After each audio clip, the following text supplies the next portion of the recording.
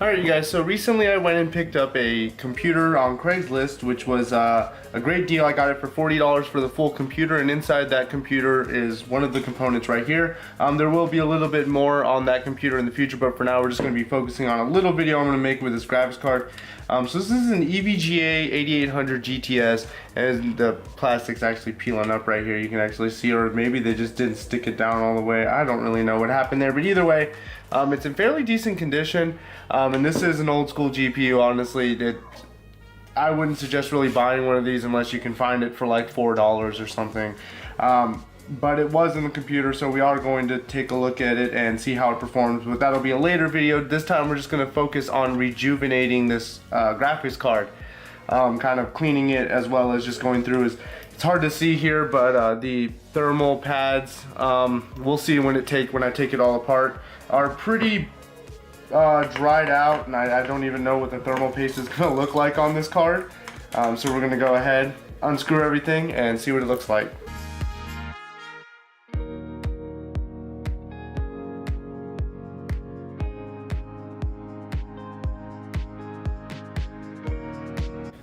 And there it is. You know what? These thermal pads actually feel still fairly soggy. Definitely. They're just really smashed out. So we're going to go ahead and probably just replace all those thermal pads. And as we can see, the paste here is super dried up. So this is odd. I actually didn't know it was going to be like this. So if we can see here, we do have an exposed die. On my other 8800 GTS, if you guys have seen me put the cooler on it, it is not an exposed die. It's actually has a heat shield on the die. So that's really weird. I actually thought there would be a heat shield on this. Now these chips, the chips are actually lined up a little bit differently as well. Let's see if I can figure out what the difference is. So this is a GeForce 8800 GTS. That's all it says on it. Doesn't tell me how much memory it has on it, and I don't know what the capacity of these memory sticks are, these chips on here. But I would assume that this doesn't have a lot of video memory, but it has a total of 1, 2, 3, 4, 5, 6, 7, 8, 9, 10 chips. 3, 4, 5, 6, 7, 8. This only has 8 chips on it. So I'm wondering, honestly, which is the better card. I honestly wouldn't know right now, just by looking at them. But I will say I don't even remember who made this one, because I lost the cooler for this a long time ago. I took this card apart.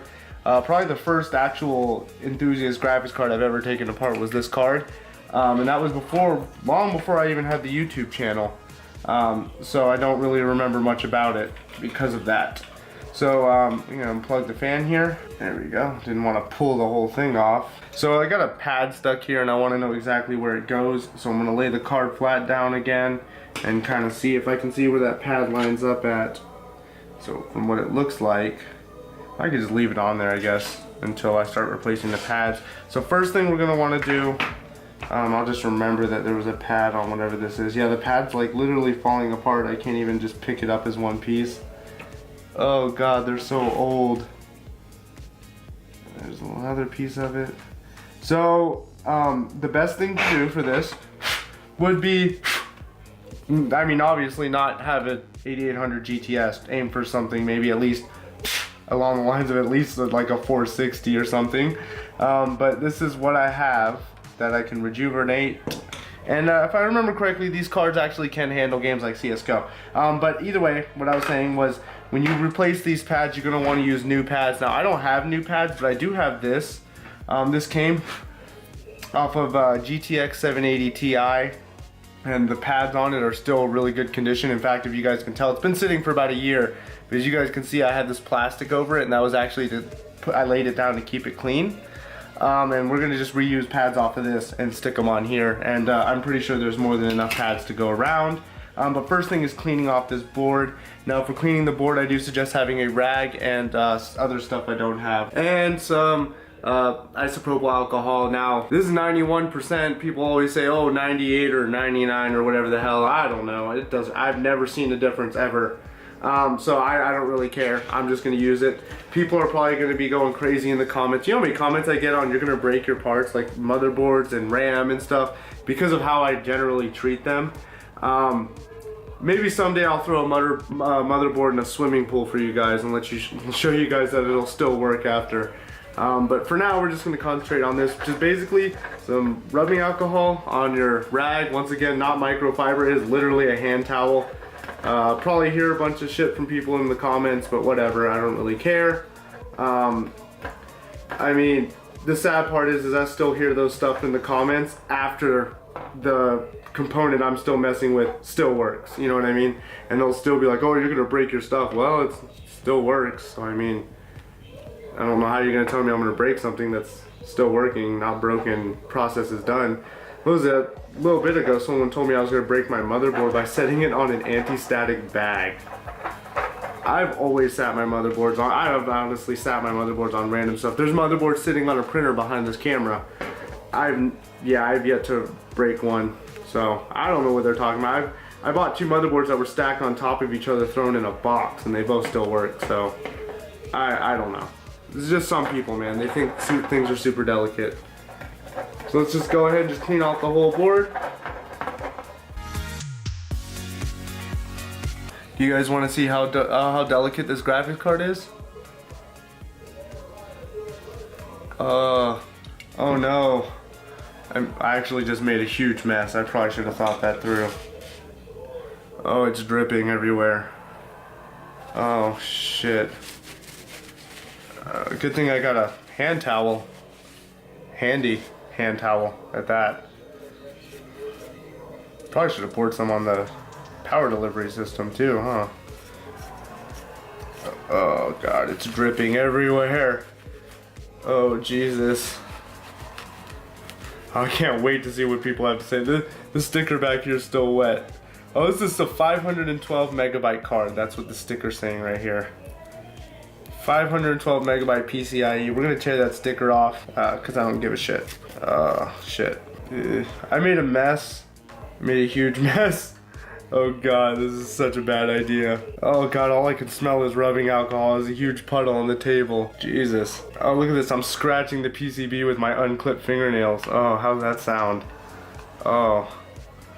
Oh, this is hard. This graphics card is definitely not gonna work afterwards. It is broken. I just broke it. Actually, I broke it about 15 minutes ago. You guys just didn't know that. I'm trolling. I didn't break it. We got some initial cleaning done, so I guess that's good enough, huh? Oh. Clean up this big old mess here, though. Probably should have thought that through just a little bit more. So there it is.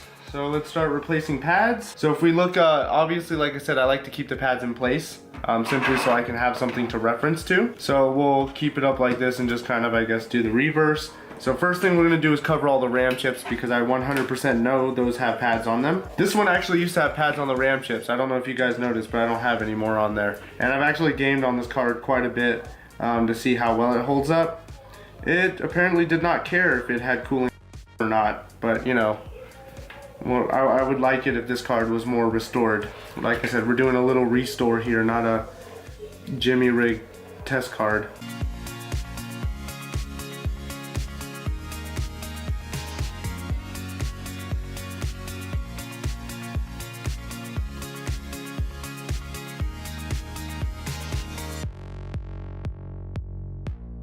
Now obviously the thickness of these pads is definitely something you should consider, but not something that I'm going to consider because once again I don't care about this card. But if you do care about your card, like if it's an expensive one or something, by all means make sure you have the right size pads, do everything proper. Probably shouldn't douse it in rubbing alcohol even though it's not really going to do anything, but you know, probably shouldn't just in case.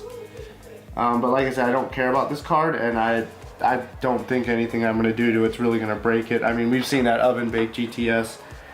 So far from what I can tell, these cards are pretty much invincible.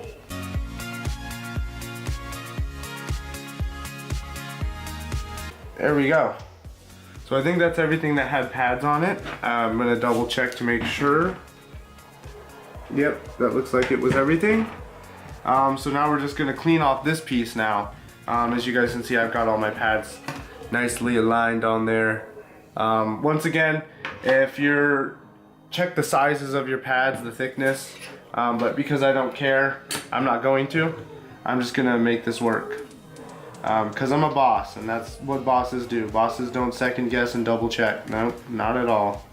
Yeah, this stuff's actually, like I said, it's not crusty. Like on this GTS 8800 here, 8800 GTS, the pads were crusty. These ones, they're very brittle, but it still feels like kind of like very gummy feeling.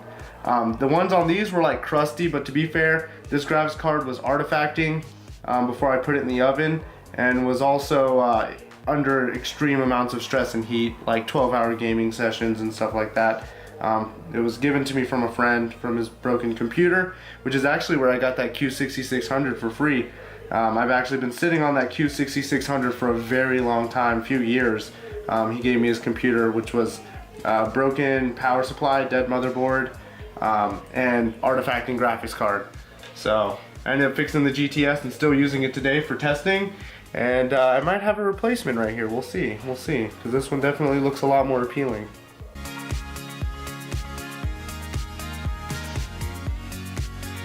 So after everything's dry, I usually like to hit it with an air compressor or compressed air to get all the dusties off of it. Honestly, I put so many graphics cards back together covered in dust. I really don't care. But if I did have to make a suggestion, I would not suggest doing that. But I do it just because I don't care. But I did do this. I will be doing a quick dust off on this, and then we're gonna come back and stick it back together. Alrighty, so I think everything's ready to go back together. Let's go ahead and smash it on. Probably should put thermal paste on, huh? That's not a bad idea. Alrighty, so we're going to be using some of this Cooler Master paste because I know it's non-conductive. I was originally going to be using this EVGA stuff, but it's really metallic-y, so I don't know if it's conductive or not. I used it on this card, but that's because this card has a heat shield over the die. This one does not, so do not use conductive paste if you can directly see the die. Not a good idea. So these are not like CPUs where I mean, granted, you don't want to put a whole metric shit ton, but at the same time, you do not want to leave any parts uncovered here, because this is not like a CPU where the die just goes in a straight line. This is the die, and the entire die must be completely filled. So I'm going with how EK suggests to do their dies on their blocks, which is basically make that cross pattern, which seems like an epic amount of paste, and probably is a lot more paste than you actually need. I have done the dot method on GPUs and never had an issue with it, but I just want to do it the right way the first time and make sure nothing happens. So now we're just literally just gonna plug the fan back in and strap this cooler back on and plug it in and see what the temps are.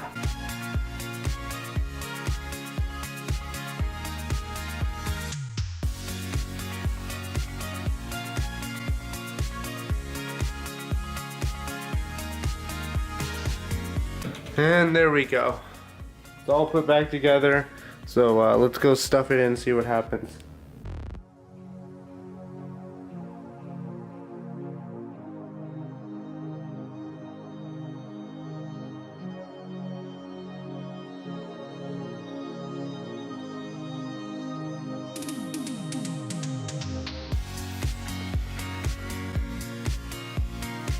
So as we can see here, we've been running Valley at 1080p for about 30 minutes. It's been making a lot of noise. Honestly, some of that noise, actually the GPU fan barely spins on this card, and that's actually the motherboard heatsink fan on the motherboard. The chipset fan is really noisy on this motherboard. I actually kind of want to take it off. But either way, as you guys can see, surprisingly enough, this 8800 is getting 40 FPS at 1080p low settings. In Valley. I don't know how, but it is. And that's our temperature. So it idles really high, around 60 to 70, but it won't go over 82, and it's been running for well over 30 minutes now. But I just, show you guys an update. It's working, it's good, the temps are good. There will be benchmarking on this. I had a little bit of trouble with the drivers. We'll talk more about it later. But yeah, awesome.